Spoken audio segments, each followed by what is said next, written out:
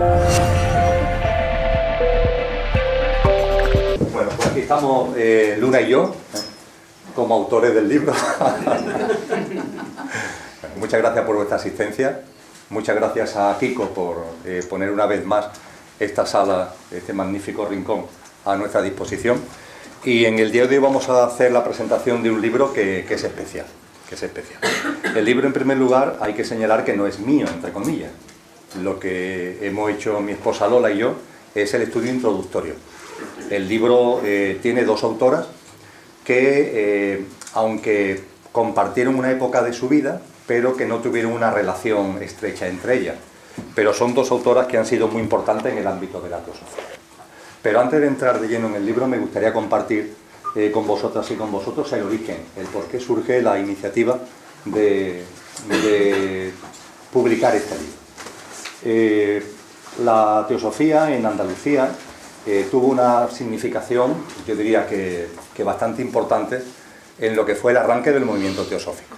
El movimiento teosófico, ya a lo largo de este encuentro lo volveré a recalcar, se pone en marcha como sociedad el 17 de noviembre del año 1875, tiene como fundadores fundamentales a personas como Blavatsky, Elena Blavatsky, al coronel Olcott, a Yat, y a partir de ahí la sociedad teosófica empieza a desarrollar su actividad y a España llega a finales del siglo XIX. No vamos a entrar en ello, pero debido a personas como Siffre, como Montoliu, la teosofía empieza a tener presencia en nuestro país y en concreto en el ámbito de Andalucía la primera organización dentro de la Sociedad Teosófica Española, la primera organización que se constituyó en Sevilla en el año 1911. Tuvo como nombre la rama Fraternidad y la persona que asumió el máximo liderazgo de aquel movimiento, no mucho después, fue secretario general y por tanto presidente de la Sociedad Teosófica Española. De hecho, cuando se organiza el primer Congreso Mundial de Teosofía, que estaba previsto para el año 1915, pero que con la Segunda Guerra Mundial hubo que aplazar cuando la Primera Guerra Mundial terminó, ese Congreso Mundial se celebra en París y la representación española es encabezada por el representante de la rama Fraternidad sevillana, que es Manuel Briude. Y Manuel Briude organiza todo lo que es la presencia, las ponencias de lo que va a ser la presencia española en ese Congreso Mundial de Teosofía desde la Plaza de la Constitución sevillana. La Plaza de la Constitución es la actual Plaza Nueva aproximadamente, y es ahí donde con teósofos como Antonio Loso Vital y otros teósofos sevillanos se organiza esa presencia española en el primer Congreso Mundial de Teosofía. Saco este breve dato para poner de manifiesto que la teosofía aquí en Andalucía arraiga, no es el primer lugar, fue Barcelona, Madrid, pero no tarda en llegar aquí y ya a partir de ahí se empiezan a constituir otras ramas. Por ejemplo, a la Fraternidad de Sevilla le siguió en 1919 la rama Zanoni, también en Sevilla, que puso en marcha una revista que tenía precisamente ese nombre, el nombre de Zanoni. Se pone en marcha en 1921 la rama de Morón de la Frontera y a partir de ahí comienza a haber una actividad importante. Actividad importante que, como ocurrió en toda España, con la guerra civil se vino abajo.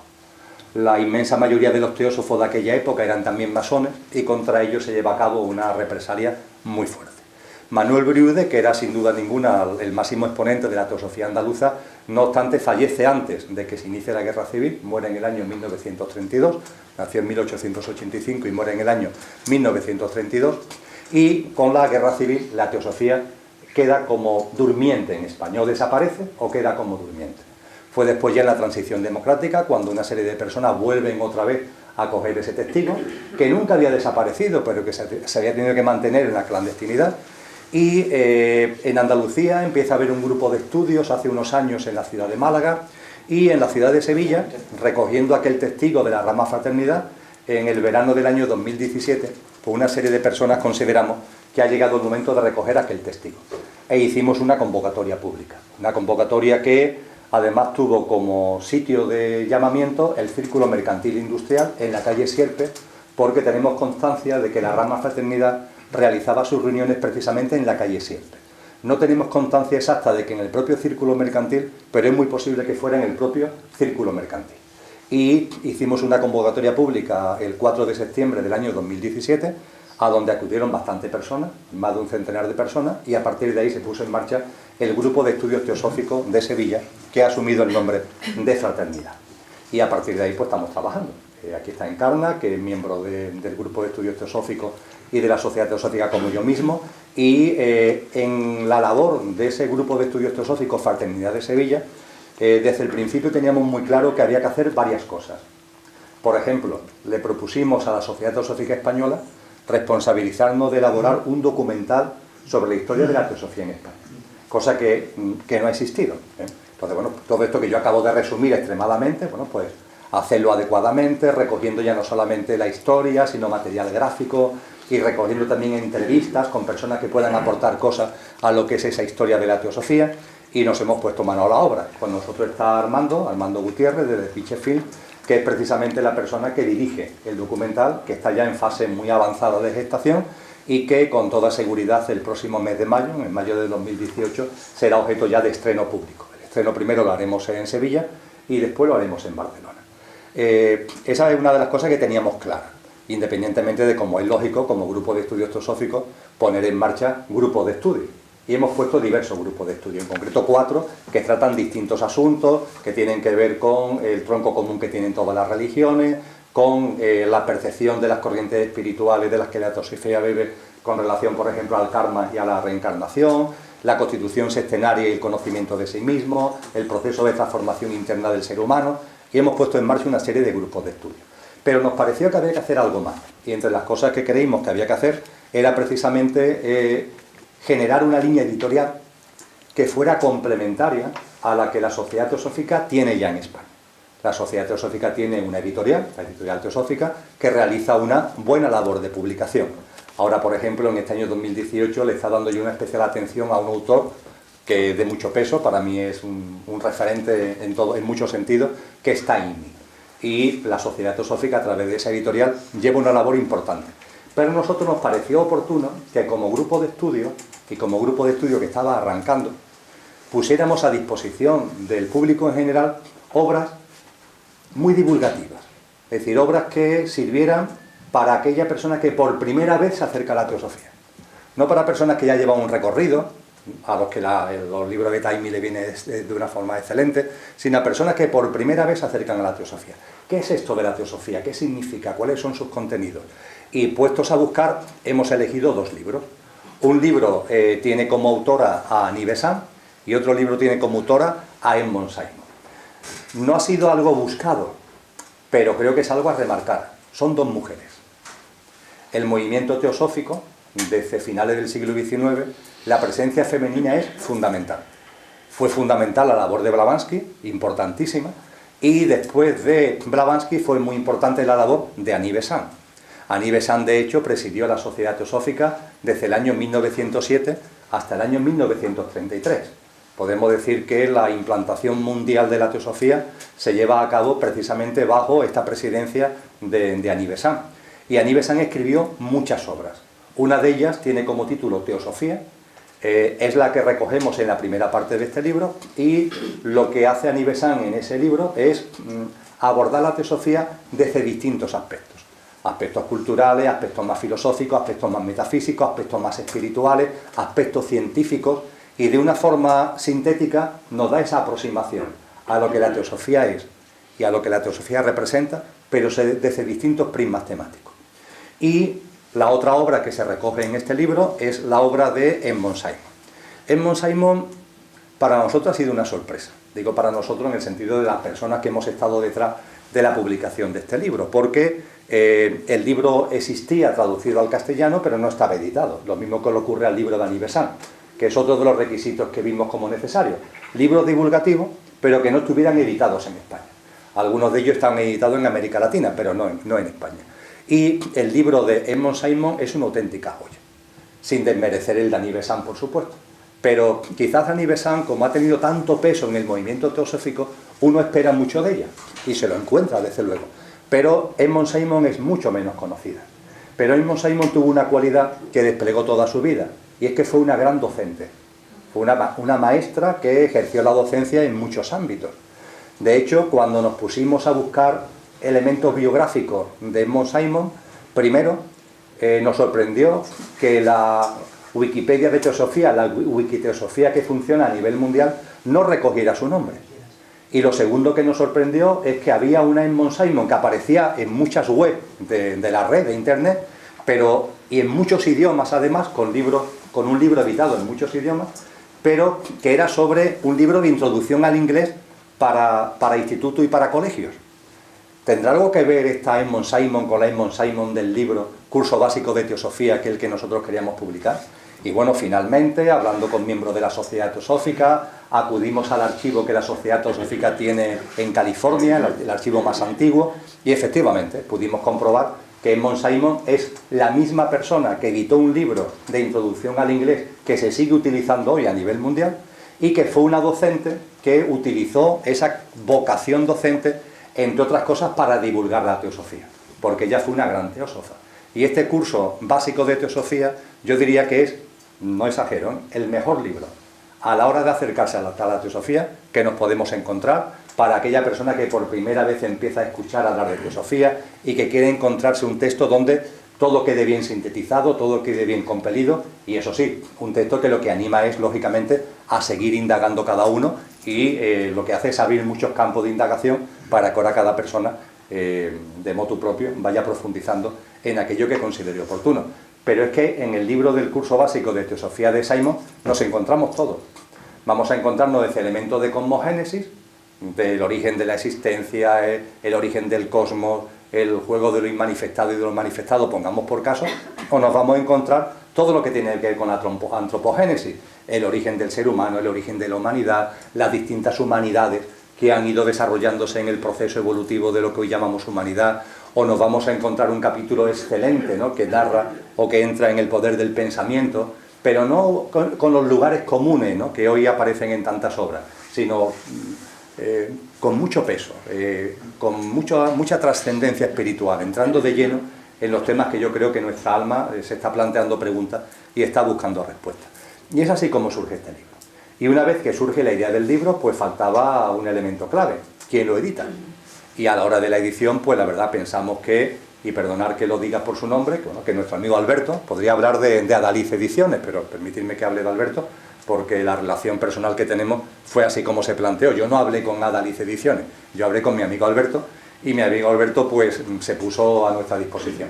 Y es eso lo que hace posible además que el libro tenga la edición tan magnífica que tiene. Es un libro muy bien editado, es un libro que Alberto le ha puesto un cariño enorme, el diseño, vamos, yo cuando me lo presentó no le daba crédito, ¿no?, porque qué bien, ¿no?, qué bien planteada la maqueta, qué bien planteada la edición, qué tonalidades tan excelentes, es que entra ganas de leerlo, ¿no?, cuando se tiene entre las manos, y eso se lo debemos sin ningún tipo de duda a Alberto. Y lo menos importante del libro es que a Lola y a mí se nos ocurrió la necesidad de hacer un estudio introductorio. Y nos pusimos manos a la obra.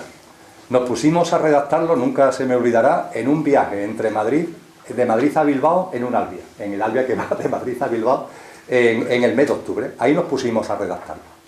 El viaje en Albia de Madrid a Bilbao es larguito, son casi 5 horas, y ahí nos pusimos a redactarlo. Y lo que inicialmente iba a ser un estudio introductorio de 4 o 5 páginas para decir esto que yo estoy diciendo aquí, pues poco a poco fue ganando peso. Y finalmente sale un estudio de casi 40 páginas, donde hemos intentado hablar de lo que es la teosofía, hablar de lo que es la sociedad teosófica y hacer una especie de desgrane de los principios fundamentales que están detrás de lo que hoy se llama teosofía. Y eso es lo que hemos hecho en el estudio introductorio. Y yo, para terminar esta presentación del libro, me gustaría leer 2 cosas. Me gustaría leer, sacado del estudio introductorio, unas palabras, no muchas, unos párrafos, no muchos, con relación a lo que es la teosofía. Y otros párrafos, no mucho, con relación a lo que es la sociedad teosófica. Entendiendo, desde luego, que son cosas distintas. La teosofía, como ahora leeré, viene desde la noche de los tiempos. Fijaros que la palabra teosofía es sabiduría divina. Sería su traducción más directa, ¿no? Sabiduría divina. Y todas las corrientes espirituales han aportado cosas muy importantes a esa sabiduría divina. Es más, yo creo que muchos tenemos el convencimiento que no solo todas las religiones, todas las corrientes espirituales han aportado cosas muy importantes a la sabiduría divina, sino que todas han bebido de la misma fuente. Y hay un tronco común en todas las corrientes espirituales. dentro del grupo de estudios Fraternidad de Sevilla, uno de los subgrupos, lo comentaba anteriormente, que analiza ese tronco común de todas las religiones, que es el que coordina Encarna junto con Rocío Torres, se detiene precisamente en eso. Entonces la teosofía ha existido desde siempre. Los instructores espirituales, desde Buda a Cristo Jesús y a cualquier otro que tengamos en la cabeza, han sido teósofos, aunque no se hayan denominado así, porque han hecho aportaciones muy importantes a esa configuración de la sabiduría divina. Cosa distinta es que hay un momento determinado, finales del siglo XIX, donde hay una serie de personas que consideran llegado el momento de hacer una gran recopilación, de recoger todas esas tradiciones espirituales y ponerlas al alcance de todos los seres humanos. Fueron personas de un nivel intelectual y de un nivel espiritual fuera de serie. La labor que llevó a cabo, por ejemplo, Blavatsky, es simplemente inexplicable. ¿Cómo se puede sacar tiempo en una vida para hacer la cantidad de cosas que ya hizo? Viajar por el mundo entero, recuperar tradiciones espirituales que estaban viniéndose abajo, que estaban desapareciendo. Lo mismo que hizo el coronel Olcott. Tener en cuenta de que Blavatsky es de origen ruso y Olcott de origen norteamericano. Ellos van a la India cuando la India pertenece al Imperio Británico. Y van a la India para recuperar, para rescatar, para poner en valor esas tradiciones espirituales milenarias, y lo que se encuentran es que en ese momento, bajo el sojuzgamiento del Imperio Británico, el hinduismo, el budismo están mal vistos, se consideran como si fueran supersticiones. Claro, en estos momentos, en este arranque del siglo XXI, esto nos parece absurdo, ¿verdad? Pensar que el budismo, que el hinduismo, que el taoísmo, que todo lo que tiene que ver con las corrientes védicas, que todo lo que tiene que ver con las escuelas brahmánicas, eso entra en el ámbito de la superstición, hoy nos parece ridículo. Pero en el tramo final del siglo XIX se estaba corriendo ese peligro, porque el influjo político, entre comillas, del mundo británico con la influencia religiosa que conllevaba, pues hacía que se mirara por encima del hombro a aquellos que estaban practicando este tipo de prácticas religiosas. Y lo que hace Blavatsky, lo que hace Olcott, es precisamente empezar a rescatar esto. A Olcott hoy día se le considera un pilar fundamental para que el budismo haya pasado esa especie de mal tramo, ¿no?, que tuvo que pasar en esas décadas difíciles, y se consiguió precisamente debido al papel que realizaron determinados teósofos. En 1875 se crea la Sociedad Teosófica, y a partir de ahí lo que ha habido es una labor de poner a disposición de la gente material, mucho material espiritual, sin ningún credo específico. La Sociedad Teosófica no participa de ningún credo. Por supuesto, los miembros de la Sociedad Teosófica pueden ser del credo que le dé la gana.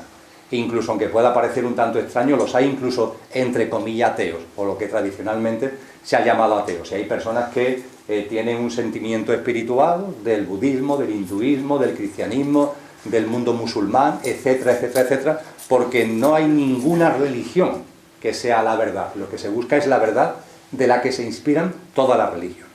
Dicho esto, como os comentaba, permitidme que con brevedad os lea unos cuantos párrafos con relación a la teosofía y con relación a la Sociedad Teosófica, sacados del estudio introductorio de este tema. Sobre la teosofía, estamos en la página 26 del libro.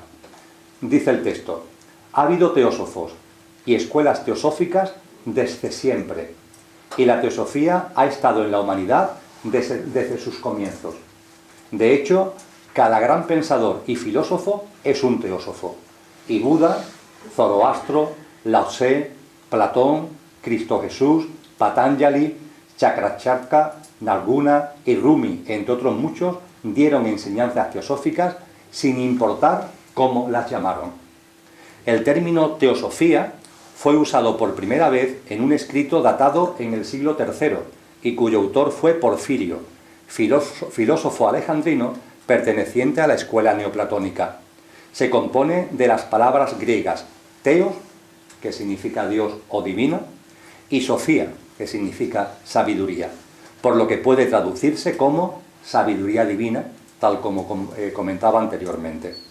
El término floreció entre los neoplatónicos, como Amonio Sacas, hasta el siglo VI, y fue igualmente usado por ciertos gnósticos y cristianos. Posteriormente, diversos movimientos y personas centrados en lo espiritual adoptaron también para sí el calificativo de teósofos o teosofistas, Por ejemplo, Meister en el siglo XIV, un grupo de filósofos renacentistas como Paracelso en el siglo XVI, Robert Fluch, Thomas Baumann y Jacob Boehme en el siglo XVII y Emmanuel Swedenborg y Karl von Stockhausen en el siglo XVIII. Finalmente, el movimiento teosófico reapareció en el tramo final del siglo XIX con la fundación de la Sociedad Teosófica. Aunque las enseñanzas se han ofrecido a través de las edades bajo diferentes denominaciones en diversos idiomas y varían los aspectos externos o su forma de presentación, lo que en ellas transmiten es fundamentalmente lo mismo y constituye el núcleo interno de la religión, la filosofía y la ciencia. Esta reflexión, con la que termino esta lectura de párrafos en cuanto a la teosofía, ahora leeré alguno con relación a la sociedad teosófica, esta reflexión me parece muy importante. No solamente hay un tronco común entre todas las corrientes espirituales, que las hay. Por más que las religiones, cuando se dogmatizan, entren en peleas entre ellas. La dualidad de la mente humana. Pero lo cierto es que hay un tronco común.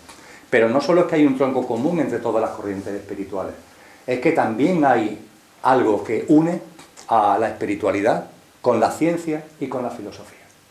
Y también es cierto que a lo largo de la historia de la humanidad parecen ramas enfrentadas. El filósofo se pelea con el espiritual se pelea con el científico reniega, entre comillas, de lo religioso. Pero cuando nos serenamos y cuando hacemos una reflexión profunda desde nuestro genuino ser, creo que es fácil percibir que lo que persigue la espiritualidad, lo que persigue la filosofía y lo que persigue la ciencia es lo mismo. Responder a las grandes preguntas que se hace en nuestro corazón. A esas grandes preguntas que nos pueden parecer tan enormes o tan difíciles de responder que a lo mejor se nos pasa la vida sin atender a ellas. ¿Quién soy? ¿De dónde vengo? ¿A dónde voy? ¿Qué es la vida? ¿Qué es la muerte? ¿Qué es la divinidad? ¿Qué es la existencia? ¿De dónde viene el cosmos? ¿A dónde va? Esas grandes cuestiones que es verdad que en la dinámica del día a día muchas personas no atienden, pero que a poco que nos paremos son las cosas realmente importantes de la vida. Lo cual no significa que no hagamos otras cosas, pero estas preguntas y la búsqueda de respuestas con relación a ellas deberían estar presentes en la vida de cualquier ser humano.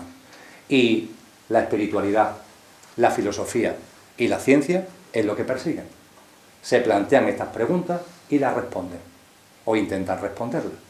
¿Qué es lo que hace un científico? Precisamente esto. Preguntarse de dónde venimos, preguntarse cuál es el origen del cosmos, plantearse a dónde vamos, qué es la existencia, qué es la misma vida. ¿Qué es lo que hace un filósofo? Exactamente lo mismo. Da igual, fijaros, a la respuesta que llegue. Da igual que llegue a una respuesta, vamos a llamarle trascendente, o llegue a la respuesta a la que llegó Jean-Paul Sartre hablando de la nada, que no hay nada. Da igual, pero indaga, profundiza, se plantea esas grandes cuestiones. Grandes cuestiones que, por supuesto, también se lo ha planteado siempre la espiritualidad en todas sus manifestaciones. Esto es un elemento clave en el ámbito de la teosofía, es de las grandes cuestiones que la teosofía intenta que se tenga en cuenta, que ya está bien, ¿no?, de tantas confrontaciones que no conducen a ninguna parte, que además son falaces, buscando la síntesis. Ahora, cuando hablemos de la sociedad teosófica, cuando lea estos párrafos, veréis que uno de los objetivos, son solamente 3, uno de los objetivos fundamentales de la sociedad teosófica es poner en valor esta síntesis entre espiritualidad, ciencia y religión.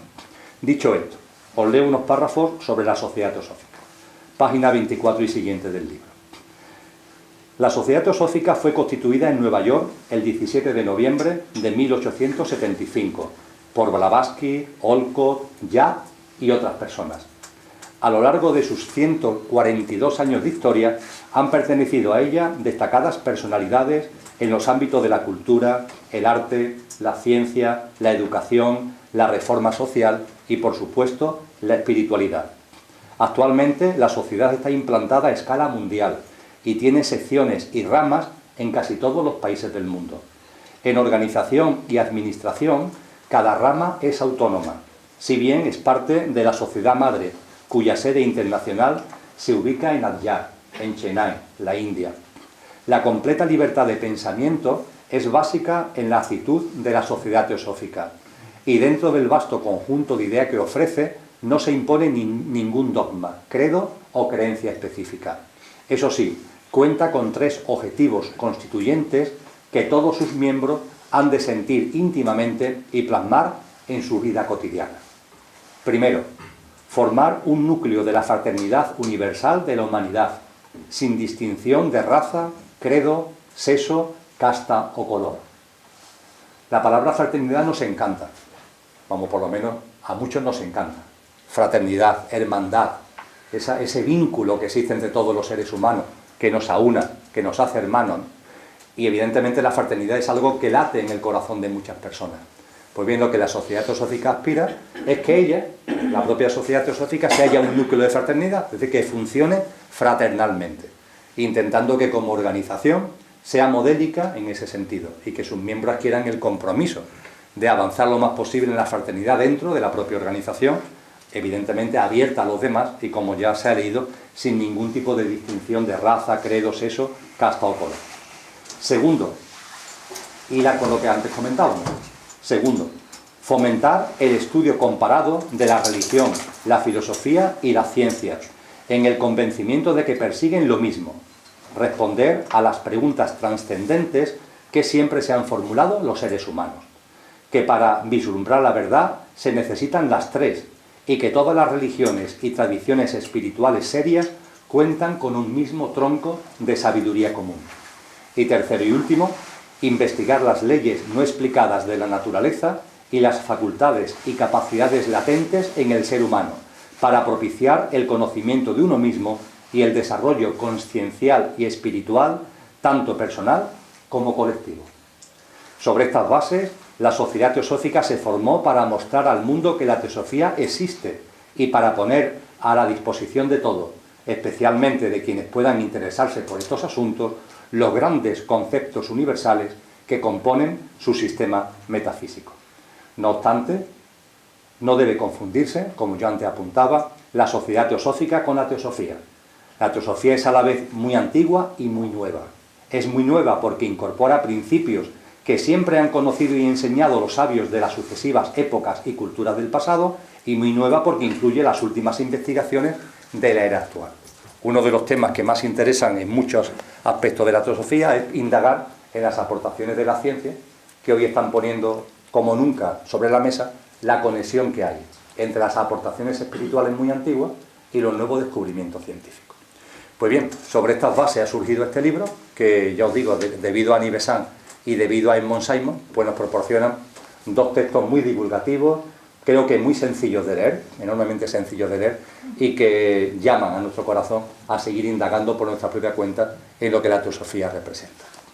Y para concluir, aunque no tenga que ver exactamente con el libro, os comentaba que este texto surge en el marco de actuaciones y actividades que ha puesto en marcha dentro de la Sociedad Teosófica Española el Grupo de Estudios Teosóficos Fraternidad de Sevilla. Pues bien, quiero también compartir con vosotros y con vosotras, ya que estamos aquí precisamente en la ciudad de Sevilla, de que el próximo 17 de marzo se va a organizar en Sevilla, vamos, de hecho se ha organizado ya, ahora estamos en la época de la divulgación, se va a celebrar en Sevilla el primer encuentro andaluz de teosofía, recogiendo el testigo de lo que fue la teosofía en Andalucía a principios del siglo XX. Nos ha parecido oportuno organizar un encuentro donde se convoque a lo que entendemos que son las personas que mejor representan hoy la teosofía en España. Y hemos buscado 4 ponentes de un alto nivel y 4 ponentes que hoy, cuando se habla de la teosofía en España, aunque 2 de ellos no han nacido en España, pero son los referentes fundamentales. Me estoy refiriendo a Ángeles Torra, presidenta de la Sociedad Teosófica Española, a José Tarragó, mi teósofo preferido, una persona ya de una cierta edad, pero que mantiene una cabeza lúcida totalmente, y que para mí es el nexo de unión entre la nueva teosofía, la teosofía de finales del siglo XX e inicio del siglo XXI en España, con aquella teosofía que se tuvo que meter en el ámbito de la clandestinidad debido a la guerra civil y a la dictadura franquista. Y también estarán con nosotros Nilda Venegas, una magnífica psiquiatra, y Isaac Jauri, un magnífico psicólogo especializado en HU. Y con ellos pues desarrollaremos una actividad durante el sábado 17 de marzo en horario de mañana y tarde, donde iremos tocando temas que están enfocados sobre un mismo asunto: la autotransformación del ser humano. yo creo que todos somos conscientes que quizá haya llegado ya el momento, ¿no?, de tomarnos esto en serio. Que ha llegado el momento de tomarnos en serio en esta encarnación nuestra autotransformación. ¿Cómo acometemos esa autotransformación? Pues en el encuentro del 17 de marzo lo que vamos a intentar, debido a las aportaciones de esta gente y a los coloquios, porque va a haber, en el programa va a haber coloquios con ellos, en el coloquio que vaya surgiendo en el encuentro, es dar algunas pistas o llegar a algunas conclusiones, o por lo menos dibujar una especie de mapa de por dónde puede ir esa línea de autotransformación del ser humano, al hilo no de lo que se le ocurra a uno o a otro, sino al hilo de lo que las corrientes espirituales serias y las tradiciones espirituales más importantes a lo largo de la historia de la humanidad han ido poniendo de manifiesto. Así que esperamos que ese encuentro de teosofía sea un momento en el que muchas personas podamos encontrarnos, reencontrarnos y compartir verdades profundas que nos ayuden a avanzar en nuestro proceso de autotransformación. Y a partir de aquí, si queréis, pues abrimos un coloquio en la medida en que consideréis oportuno. Venga, Rafael, te veo ahí dispuesto. Bueno, pues es para nosotros un honor pues que nos haya invitado Kiko al programa Diálogo 7 para poderte hacer algunas preguntas junto al público que asiste aquí a esta presentación. Así que muchísimas gracias. Y también al público por dejarnos comenzar con la primera pregunta. Como nos gusta a nosotros un poco conectar lo personal, sé que a ti te gusta menos, pero lo personal con el trabajo que tú estás haciendo, ¿no? Y nos hemos preguntado, porque ya te venimos siguiendo desde hace años, ¿qué te ha hecho a ti, qué te ha llevado a ti, Emilio Guerrillo, a esta iniciativa, involucrarte de esta manera con la teosofía, con este grupo de teosofía? ¿Qué es lo que te ha invitado a ti? Porque quizás el público, las personas tienen esa curiosidad, al menos nosotros la tenemos. Bien, pues dame el micrófono y así tropeamos la grabación. Muchas gracias. Bien, yo sé que es una pregunta que me hacen últimamente mucho, Rafael, y que respondo de corazón, no hay ningún tipo de problema. Aunque también os confieso que me genera una cierta incomodidad hablar en términos personales. Confieso que cada vez me genera más incomodidad hablar en términos personales, cada vez más. Pero también entiendo, ¿no?, lo que tú me planteas. Es cierto que yo comencé a compartir temas concienciales y espirituales hace ya años, y puede haber personas que se preguntan, bueno, ¿y por qué ahora Emilio pertenece a la sociedad teosófica? ¿Por qué habla de teosofía? ¿Qué es lo que le ha llevado a entrar en ese movimiento? Bien, yo diría que lo primero a aclarar es que lo que ha sido mi modestísima trayectoria compartiendo lo que tiene que ver con la espiritualidad y la conciencia siempre ha estado presidida, yo diría que por la humildad. Es decir, siempre me ha generado arista todo lo que tenía que ver con la figura de los maestros. Es decir, tanta gente que hoy día pues se le da de mucho y que antes que nos demos cuenta pues inventan un método, se inventan un procedimiento, te lanzan una marca de no sé qué, ¿no? Yo siempre he barruntado de que las grandes verdades están ya escritas. Pero lo he barruntado, desde siempre lo he barruntado. Y me ha llamado un poco la atención cuando me he encontrado algunas personas que manifestaban algo como si fuera un invento de ellas, ¿no? Desde el mayor respeto, por supuesto desde el mayor respeto, pero siempre he sentido ahí algún tipo de arista. Segunda reflexión, lo que he hecho durante muchos años es compartir experiencias propias. Experiencias que además, en la medida en que la compartía, veía que casaba con las experiencias que también estaban viviendo otras personas. Y también he barruntado que detrás de mis experiencias y detrás de las experiencias de otras personas tenía que haber algo. Que no podían ser como destellos que surgen así por casualidad, sino que tenía que haber algo de más trasfondo. Bien, en ese discurrir fueron pasando los años, yo creo que tengo el don de la comunicación, lo he practicado al servicio de lo que ha sido mi experiencia espiritual y conciencial, y hubo un momento determinado, concretamente en febrero del año 2016, en donde una amiga de Granada, he estado con ella este fin de semana, porque hemos compartido allí una charla en la ciudad de Granada, en el Palacio de Congreso, Carmen Gámez, me llama y me dice, mira Emilio, hay una persona aquí en Granada que es amigo, su nombre es Sad, que aunque no te sigue, pero tiene alguna referencia tuya a través de lo que yo le cuento, y me dice que ha tenido un sueño en el que tú apareces.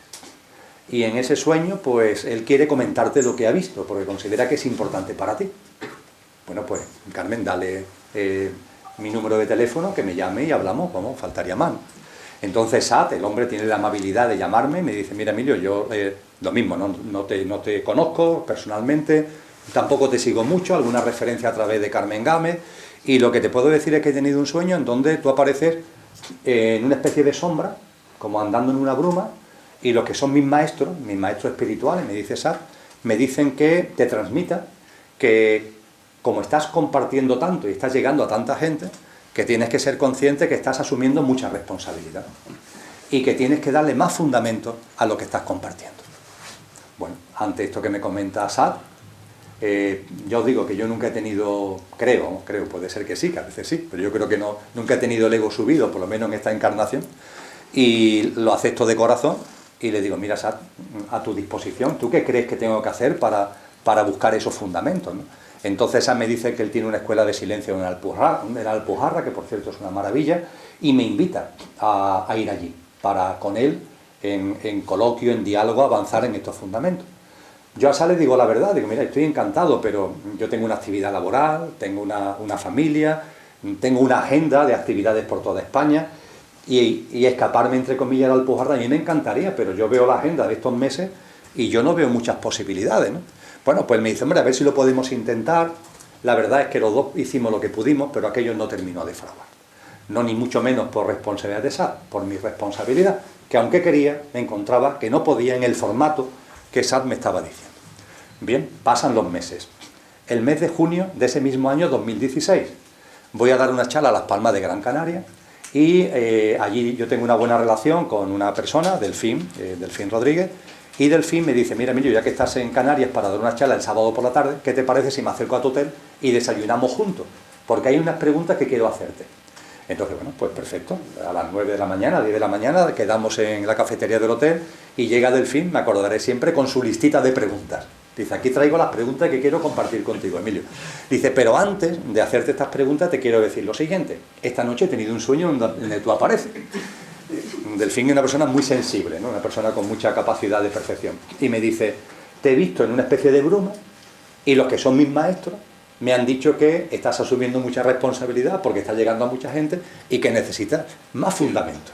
Digo, mira Delfín, esto me suena, esto mismo me ha pasado en febrero. ¿Tú sabes cómo adquirir estos fundamentos? Dice, ¿yo qué voy a saber si yo vengo a preguntarte? Yo lo que puedo es compartir contigo lo que he visto en este sueño. Y digo, bueno, pues estamos aviados aquí, vamos, como decimos en Andalucía, estamos aviados. Entonces yo, allí, imaginaros ese verano, el mes de julio, el mes de agosto, bueno, ya miraba al universo, a los maestros que pueden andar por ahí. Oye, yo estoy aquí, ya me lo habéis dicho 2 veces, pero me estáis quedando como con el caramelo en la boca. Sí, necesito más fundamentos, pero ¿cómo consigo esos fundamentos? Yo estoy a vuestra disposición. Decidme cómo. Silencio. Ni en meditación, siempre el verano es más tranquilo porque uno coge vacaciones, más tiempo de silencio, nada, ahí no aparece nada. Y mira por dónde, a principios de septiembre, conecta conmigo una persona a la que hacía muchísimos años que no veía. Habíamos tenido una bonita relación de amor, hacía muchísimos años, pero eso había quedado ya totalmente olvidado en la historia. Y esta persona, que es Lola Rumi, pues por una serie de circunstancias, que no es, ahí no voy a entrar porque son ya temas ya muy personales, por una serie de circunstancias, contacta conmigo.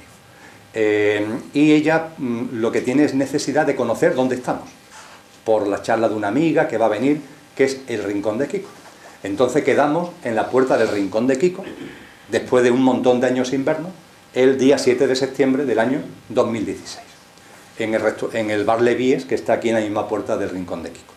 Entonces, en la conversación que tenemos antes de venir aquí, para que ella conociera a Kiko, conociera el sitio y ver cómo lo que ella quería organizar para una amiga aquí se puede plasmar, en esa conversación hay un momento determinado que me dice Lola, yo Emilio, la verdad es que no te he seguido mucho en estos años. Me llegan cosas de tus vídeos, me llegan cosas de tus libros, pero la verdad es que no he prestado demasiada atención. Dice, pero eso sí, en lo que he prestado atención y alguna cosa que he leído y alguna cosa que te he oído, de corazón, y en la amistad que tenemos de hace tantísimos años, aunque haga también mucho tiempo que no nos veamos, te quiero decir que yo creo que a ti te faltan fundamentos. Ella no me habló de ningún sueño, sino que me lo dijo directamente. Te faltan fundamentos. Y claro, cuando utiliza el término fundamento, a mí me hace tilín algo, claro, fundamentos, la tercera vez ya, la tercera vez. Y le pregunto, Lola, ¿y tú sabes esos fundamentos cómo se pueden adquirir?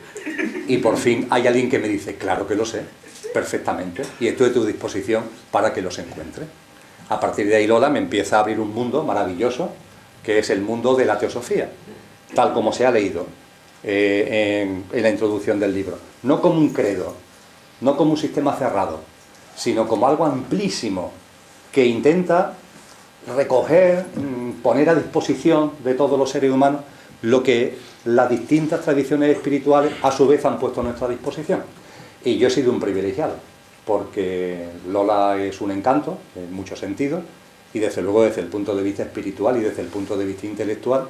Y yo he vivido, en Rafael, la experiencia de entrar, metafóricamente hablando, en una gran biblioteca, que es la biblioteca de la sabiduría divina, todo lo que se ha aportado desde la noche de los tiempos, pero hacerlo con un buen guía, que ha sido su mano, que ha sido la guía de Lola, y debido a ella pues era todo mucho más fácil, porque cuando en lo que yo estaba compartiendo yo le preguntaba a Lola, ¿y de este tema dónde puedo encontrar algo serio que hable sobre esto? ¿Dónde puedo encontrar algo serio que trate esto? Ella me dice, mira, pues este libro por aquí, este libro por allí, este texto, los sutras de no sé qué. Claro, un auténtico, vamos, un privilegio, ¿no?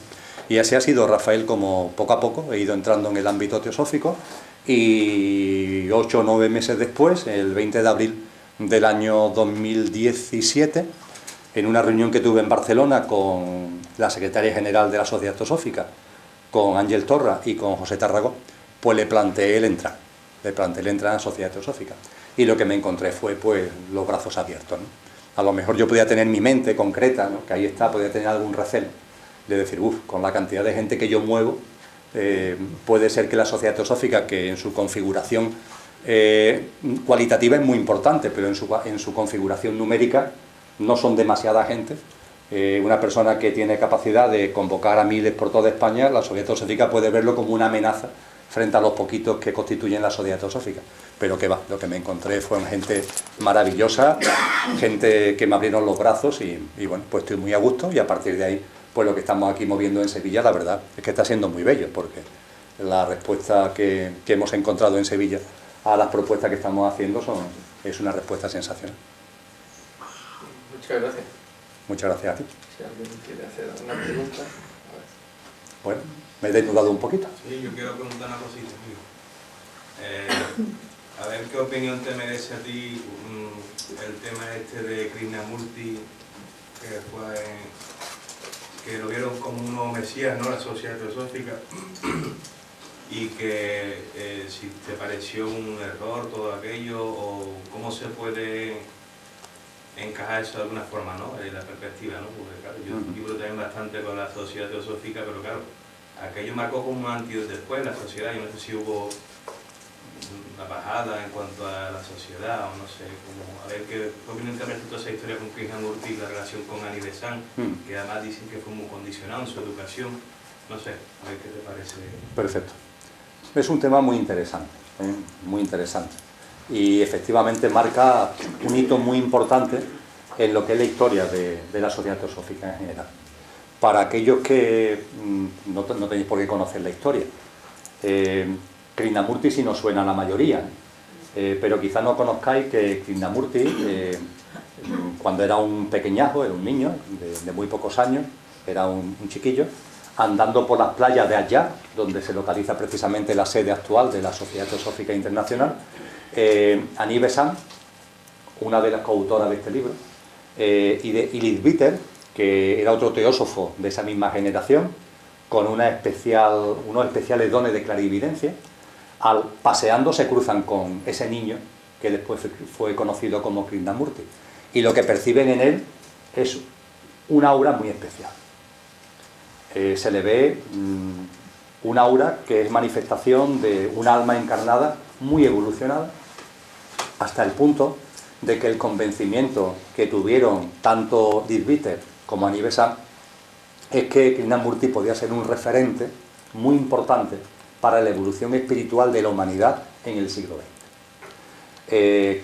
Y entonces cuando ven a un alma, aunque esté encarnada en un chavalín, y un chavalín además que pertenece a una familia humilde, ¿no?, en la India, pero cuando ven un alma de esa dimensión, ellos lo que le plantean a los padres de Krishnamurti es formarlo, darle una educación y que tenga en definitiva los instrumentos, las herramientas y el contexto en el que pueda desplegar todo eso que le están viendo que tiene.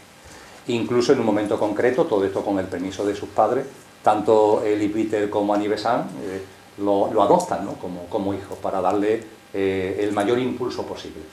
Y Krishnamurti, durante mucho tiempo acompañado de su hermano, tenía varios hermanos, pero con uno en particular tenía una relación muy estrecha, pues empieza a formarse, empieza a educarse y empieza ya a tener un desenvolvimiento en el ámbito espiritual.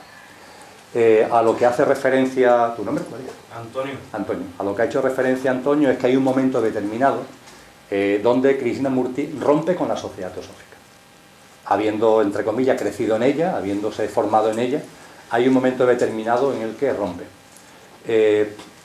Plantearía al hilo de esto dos cuestiones. ¿Por qué rompe? ¿Y en qué consiste la ruptura? ¿Por qué? ¿Y en qué consiste exactamente? Yo diría, en primer lugar, respondiendo al por qué, que si cualquiera de nosotros se pone en su lugar, puede entenderlo.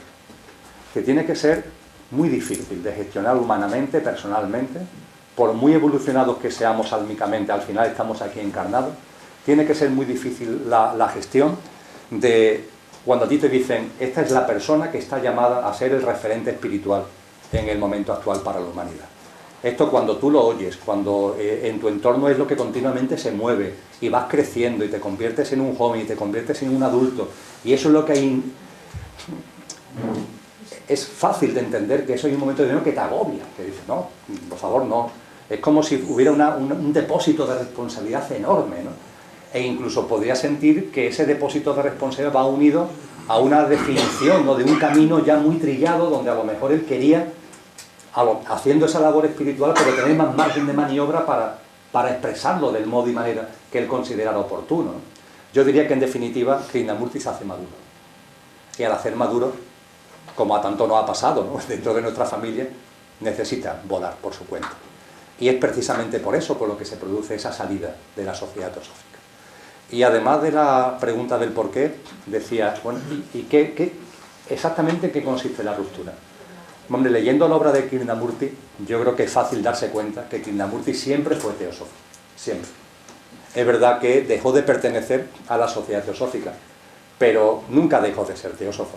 La obra de Krishnamurti, en los años en los que dejó ya de estar en la sociedad teosófica, son obras profundamente teosóficas, están llenas de esa sabiduría divina, están llenas de los postulados de los que la teosofía bebe. Tenga o no el carnet de teósofo, entre comillas, es de lo que bebe, es lo que divulga, y además, en la fase final de su vida, él vuelve.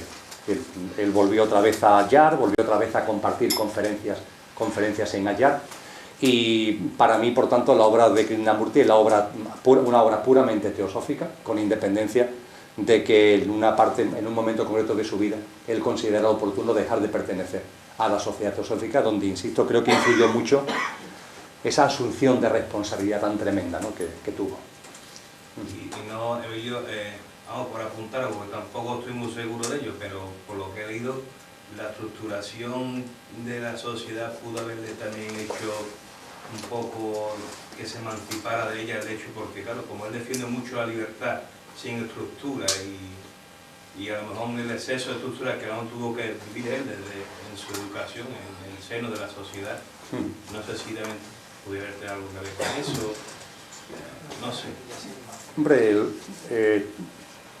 eso hay que vivirlo en la propia piel, claro, para poder responder esa cuestión, ¿no? La reflexión que tú haces es una reflexión importante, que aunque sea una cosa muy modesta y que no sirve de ejemplo para nada, pero que yo también me he hecho.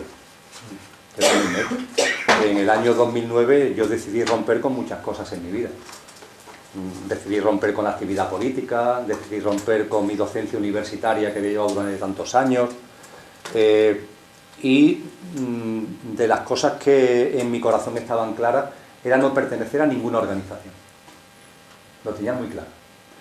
mirar por dónde pasan los años y pertenezco a una organización. ¿A qué se debe? ¿A qué se debe esa evolución en mi caso? Bueno, a que me he encontrado que la Sociedad Teosófica, cuando empiezo a conocerla, no tiene nada que ver con las organizaciones que hoy llamamos como tales, porque no hay ningún tipo de indicación, no hay ningún tipo de directriz, no hay ningún tipo de orientación, no hay ningún catecismo, no hay ninguna creencia preestablecida, no hay ninguna norma que nadie te imponga.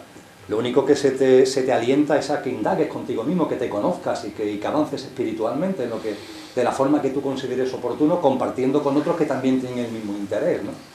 A lo mejor, claro, la Sociedad Teosófica en el siglo XXI, lo mismo no es la Sociedad Teosófica del arranque o de una parte del siglo XIX, donde todas las estructuras eran como más fijas, ¿no? Como más rigurosas quizás, ¿no? Hoy vivimos una época donde las organizaciones son muy fluidas y desde luego la Sociedad Teosófica es una sociedad enteramente democrática y que las personas que pertenecemos a ella podemos dar fe de que a veces lo que se echa en falta, entre comillas, a lo mejor es alguna orientación, porque nadie la da, porque esto no mire usted, aquí orientaciones no hay. Aquí hay un montón de tradiciones espirituales, ve usted de esos textos, estudie usted los textos y llegue usted a las conclusiones que considere oportuno. Pero puede ser, Antonio, que en aquellos momentos hubiera algún tipo de circunstancias, de aristas organizativas que encorsetaran y que Krishnamurti consideró oportuno romper con ellas. Gracias. No, muchas gracias a ti. Es un tema muy interesante en lo que es la historia de la teosofía, el papel de Krishnamurti.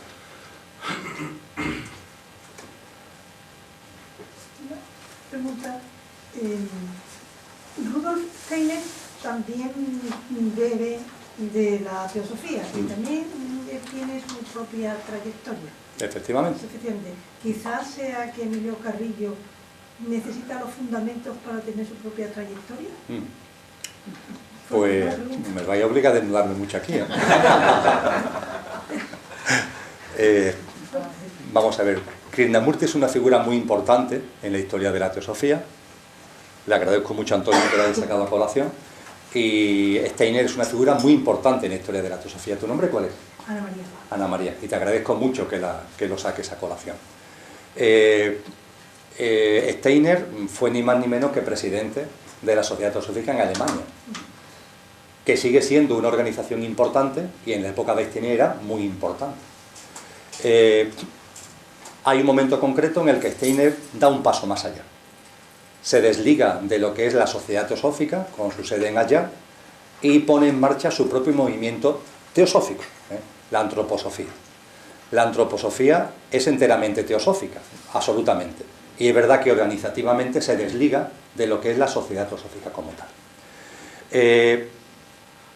Podemos plantearnos la misma pregunta que con Krishnamurti. ¿Por qué? ¿Y qué significa exactamente ese empezar a caminar por otro lado, ¿no? En el caso de Steiner, por la información que tengo, y la información que tengo puede ser relativa, por la información que tengo, ahí sí se da más lo que Antonio apuntaba. Es decir, ahí hay más problemas de índole interna de la organización, que es lo que lleva a Steiner a seguir un camino distinto. Lo que en Krishnamurti pudo influir, pero yo creo que está en un segundo nivel, en el caso de Steiner pudo tener mucho más peso. Y él considera oportuno empezar a andar por su propia cuenta, por su propio camino. Y andando por su propio camino, con el mayor respeto a su obra, diríamos que tuvo grandes aciertos y a lo mejor en otros no acertó tanto, ¿no? Desde luego la labor de Steiner fue fundamental a la hora de llevar la teosofía, a través de la antroposofía, a cuestiones prácticas que son muy importantes. Yo creo que es la gran aportación de Steiner y desde luego yo creo que es extremadamente conocido y reconocido la aportación de la antroposofía y de Steiner en el ámbito de la educación. La educación no sería hoy, vamos, en el siglo XXI la percepción de la educación que se tiene a nivel mundial no sería la misma si Steiner y la antroposofía no hubieran hecho las aportaciones que hicieron. Montessori y Steiner han sido pilares básicos, ¿no?, para que se abrieran una nueva percepción de lo que es la educación y que hoy en muchos lugares del mundo, cuando se habla de educación, no estemos hablando del formateo, que es lo que muchos sistemas educativos han ido finalmente configurando, sino que estemos hablando de una educación al servicio de la persona y que lo que persigue no es que la gente sea como otros quieren que sean, sino poner instrumentos al servicio de la gente, al servicio de los jóvenes y al servicio de los niños y de los adolescentes, para que sean lo que realmente son, para que plasmen en su vida lo que realmente son, con sus capacidades, con sus dones, con sus talentos. Y ahí la labor de Steiner fue muy importante. Cuando, Ana María, tú me planteas ahora en mi ámbito, en lo que a mí afecta, claro, lo que puede pasar con el transcurso del tiempo, hablar de ello es una idiotez. Ya todos tenemos una trayectoria como para saber que lo importante es vivir el aquí y ahora, porque lo que pueda pasar en lo que llamamos futuro, pues vete a saber. Pero mirándome a mí mismo, no veo nada que tenga que ver con eso.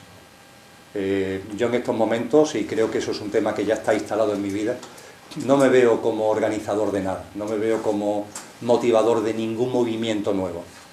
Yo cada vez tengo más claro que mi pequeño grano de arena, en el contexto de la espiritualidad, en esta época crucial de la humanidad, todas lo son, pero ahora tenemos una singularidad que no se nos puede pasar desapercibido, y es que somos muchísimas almas encarnadas. Esa es la gran diferencia. Y eso tiene un significado profundo. Es decir, no ha pasado nunca que estemos 7.500 millones de almas encarnadas a la vez. Y que dentro de no mucho tiempo, con la tendencia demográfica que todos conocemos, podamos estar en este planeta cerca de 10.000 millones de almas encarnadas a la vez. Esto marca un hito. Recordaros que en el año 1900 la población mundial era de 1.260 millones de personas. No se habían alcanzado los 1.000 millones de personas hasta mitad del siglo XIX. Y en el siglo XX, por razones que no conocemos bien, porque no son razones estudiadas científicamente, ni tienen una explicación científica, porque la población se ha multiplicado precisamente donde los niveles de pobreza son mayores. No digo la ausencia de recursos, pero sí la expoliación de recursos por los que acumulan es mayor, y las personas tienen por tanto a su disposición menos recursos. Es ahí donde principalmente se ha multiplicado la población. Y es como si eso fuera una ley contranatural, porque la población de cualquier especie se incrementa cuando hay recursos. A un grupo de ratones le quitamos la comida y dejan de reproducirse, le damos comida y se reproducen con mucha más velocidad. Sin embargo, la humanidad en el siglo XX ha acometido una reproducción inmensa y donde los niveles de pobreza son más fuertes, ¿no? Es como para decir, como para que veamos que la razón no va por ahí, no es una razón que pueda tener una explicación científica. Lo cierto es que cerramos el siglo XX con más de 6.000 millones de personas, lo iniciamos con poco más de 1.000 y lo cerramos con más de 6.000, 6.068 en datos de Naciones Unidas, y actualmente estamos ya en 7.500 millones. Y como decía, las proyecciones demográficas ponen de manifiesto que en no mucho tiempo estaremos ya rondando los 10.000. Y la gran pregunta que yo me hago y que os hago es, ¿por qué? ¿Por qué estamos todos aquí ahora? ¿Por qué? ¿Por qué almas que en los comercios se habla de rotación de los productos, ¿no? Por ejemplo, se dice que en los hipermercados se ponen en venta productos que tienen rotación rápida. Los productos que están más de una semana en el stand se dejan de vender, se quitan porque no se les saca rentabilidad. Entonces, ¿por qué las almas que estábamos, perdonadme la broma, ahora tú, ahora yo, venga, encarna el otro que a ti, cuando tú vengas, ahora vas tú y yo me espero, y ahora le toca a Alberto, venga Alberto, y ya cuando Alberto vaya, entonces soy cuando voy yo. Es decir, almas que hemos estado como dándonos turno de paso, ahora todas queremos estar aquí, todas. Eso tiene un sentido profundo, que yo no me atrevo a decir cuál es, pero sí me atrevo a decir que tiene un sentido profundo y que hace que este sea un momento especial, significativo en la evolución espiritual de la humanidad. Y lo que modestamente yo creo que yo puedo aportar, y lo pueden aportar muchas más personas por supuesto, es recoger lo que los sabios y sabias de todas las épocas han dicho, con su vida y con su obra, y ponerlo en unos términos que sean más entendibles en el momento actual. Ya está. Y eso además, soy consciente que desde que nací, es como si la vida me hubiera estado preparando para eso. A mí me gusta recordar que cuando yo estaba en quinto de carrera, terminando los estudios de economía, y yo sentía en mi corazón la vocación docente, y hay una asignatura que me gusta especialmente, la asignatura de teoría económica y economía política.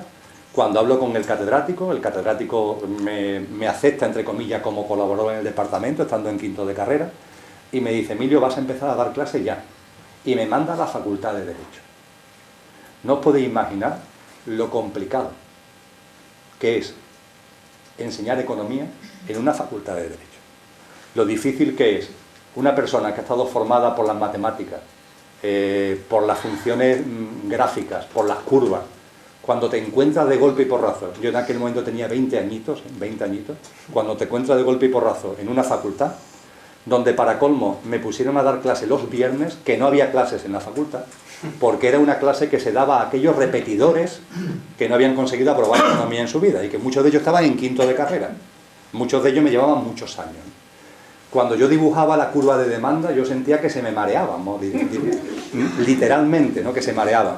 Y cuando intentaba explicar una función matemática para explicar lo que es la ley de la oferta, pongamos por caso, eso era no como chino, era mucho más que chino, eso era un lenguaje críptico extraterrestre, ¿no? A la hora de... Entonces me empecé a encontrar que ese tipo de instrumentos, que para mí eran los normales, allí no servían absolutamente de nada. Y aquello fue un reajuste mental tremendo, ¿no?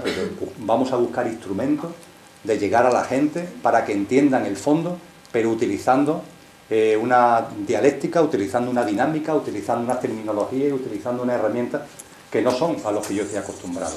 Bueno, pues yo mi modesto grano de arena consiste en eso.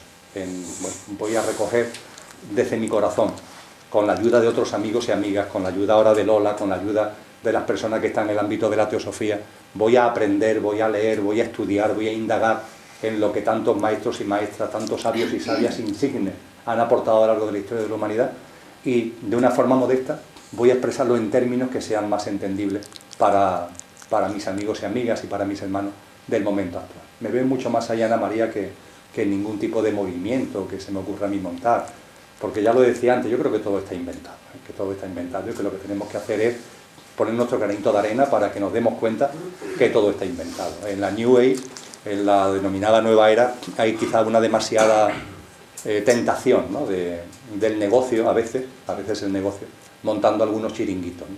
No fue el caso de Steiner, que lo hizo de corazón y hizo una gran labor en muchos campos. Gracias a ti.